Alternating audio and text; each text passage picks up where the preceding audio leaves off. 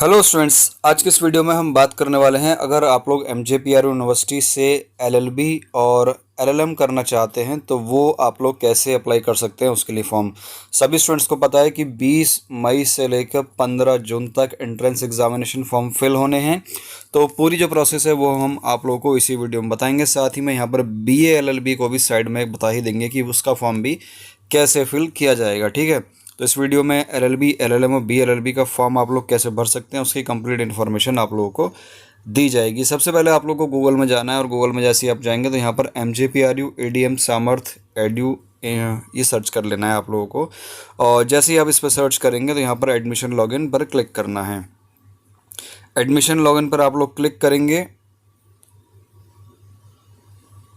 तो आपके सामने कुछ इस टाइप से विंडो खुल के आएगी। सबसे पहले जो आप लोग अगर लॉगिन कर रहे होंगे तो सबसे पहले आप लोगों को इसी टाइप सी विंडो आप लोगों के सामने आ जाएगी। अब आप लोगों को क्या करना है कि यहाँ पर रजिस्टर पर क्लिक करना है। जैसे ही आप रजिस्टर पर क्लिक करेंगे तो यहाँ पर आप लोगों को अपना एप्लीकेंट फुल नेम में अपना नाम डालना है। ठीक है, उसके बाद यहाँ पर अपनी डेट ऑफ बर्थ डालनी है और यहाँ पर अपना ईमेल आईडी डालना है।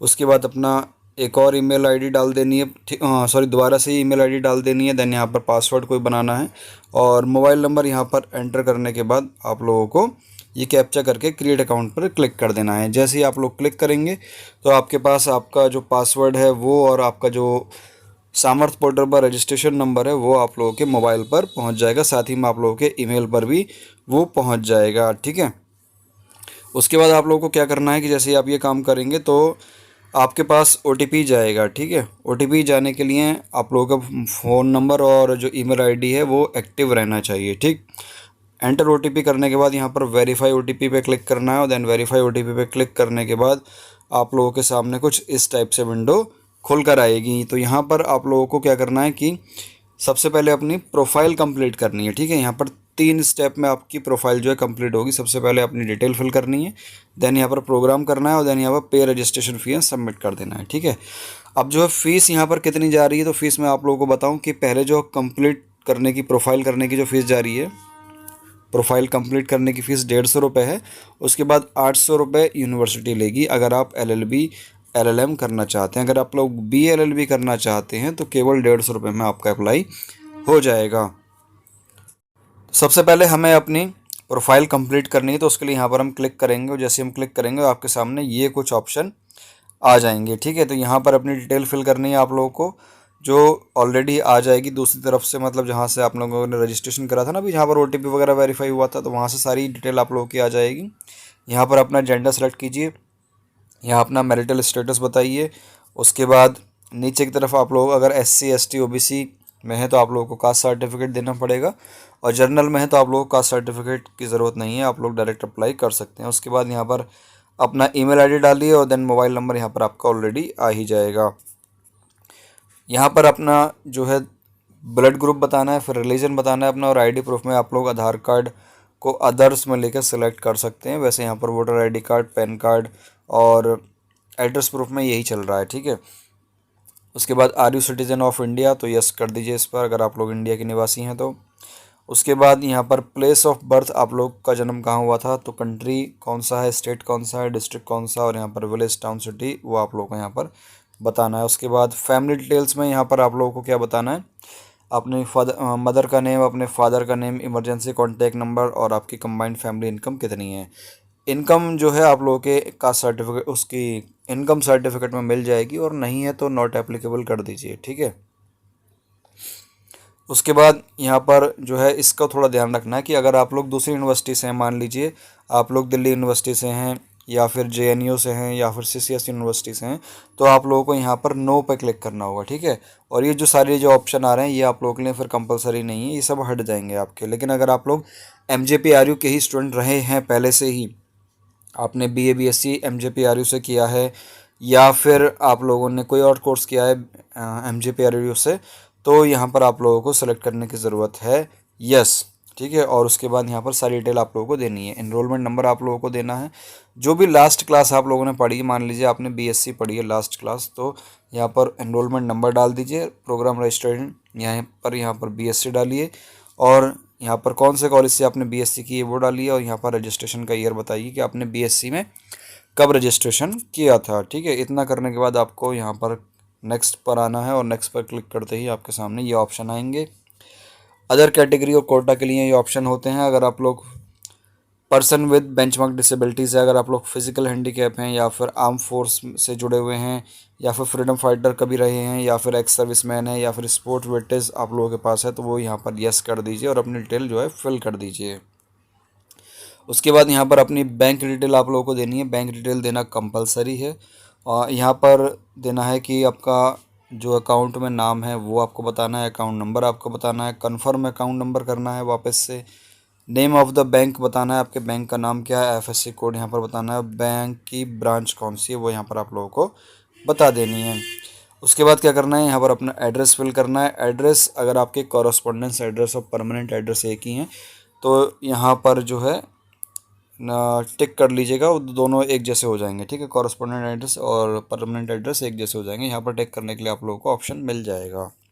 सेव एंड नेक्स्ट पे क्लिक करते हैं। सेव एंड नेक्स्ट पे क्लिक करने के बाद अदर डिटेल्स में यहाँ पर हम आते हैं। अदर डिटेल्स में जैसे ही आप आएंगे तो यहाँ पर do you have NCC certificate, अगर आप लोगों के पास एनसीसी सर्टिफिकेट है तो यस कीजिए और डिटेल फिल कीजिए। एनएसएस का अगर कैंप का सर्टिफिकेट है तो यस कीजिए और डिटेल फिल कीजिए।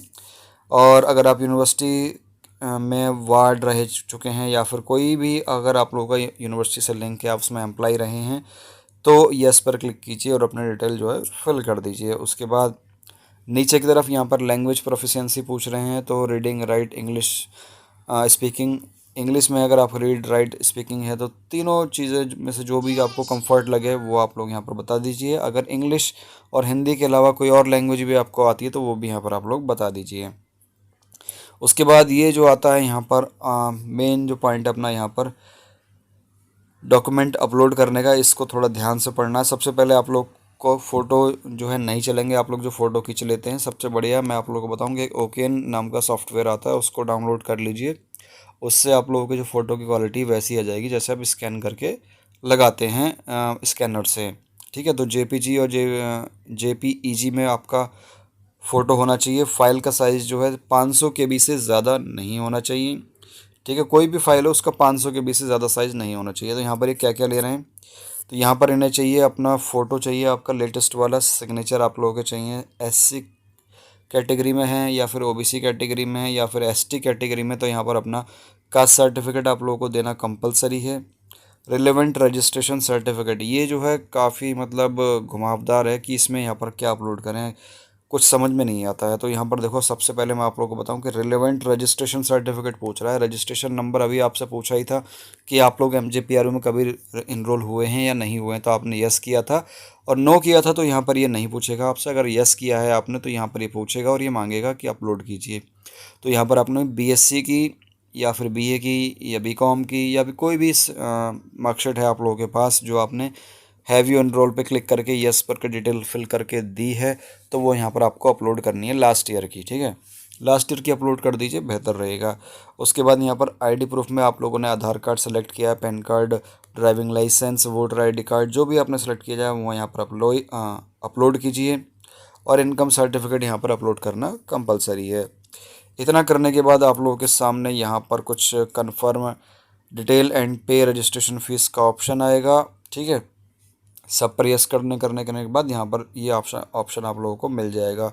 तो कन्फर्म डिटेल एंड पे रजिस्ट्रेशन फ़ीस पे क्लिक करना है और जैसे आप क्लिक करेंगे तो आपके सामने ये सारे जो ऑप्शन है वो आ जाएंगे। ठीक है, यहाँ पर अपनी फ़ीस सबमिट करने का आप लोगों को ऑप्शन मिल जाएगा। फ़ीस सबमिट करने के लिए 3 विंडो दी हुई है, किसी को भी एक कोई सिलेक्ट कर लेना, चाहे रेज़र पे कर लेना, चाहे पे जियो भी कर लेना या फिर ई रेज़र ईजी पे है वो उसको सेलेक्ट कर लेना।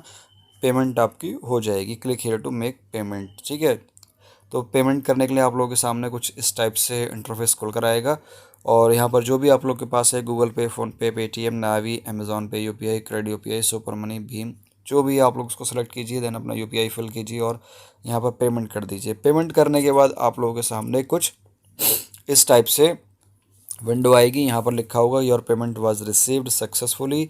ठीक है, तो इसको आप लोगों को प्रिंट प्रोफाइल स्लिप करके रख लेना है, ये आपके आगे काम में आने वाला है। ठीक है, इसको प्रिंट कर लीजिए।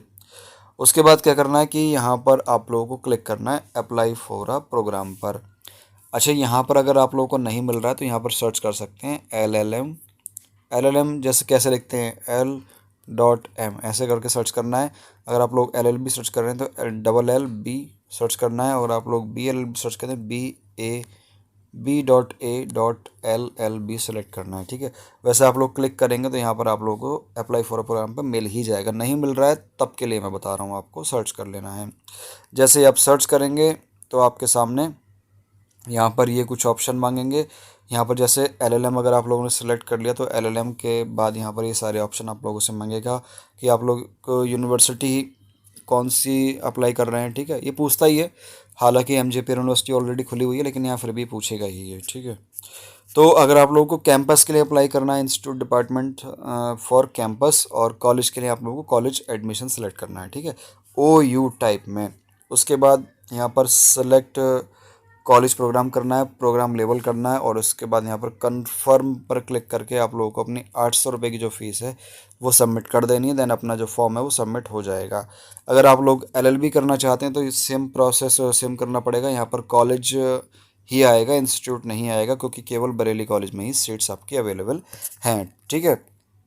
तो इतना करने के बाद प्रोसीड एंड सेव करना है। देन अपनी फ़ीस सबमिट करके अपने पास रख लेना है, कहीं भी आप लोगों को सबमिट करने की ज़रूरत नहीं है इस फॉर्म को, ठीक है। आई होप आप लोगों को ये सब क्लियर होगा। बाकी मिलते हैं फिर नेक्स्ट किसी इन्फॉर्मेटिव वीडियो में।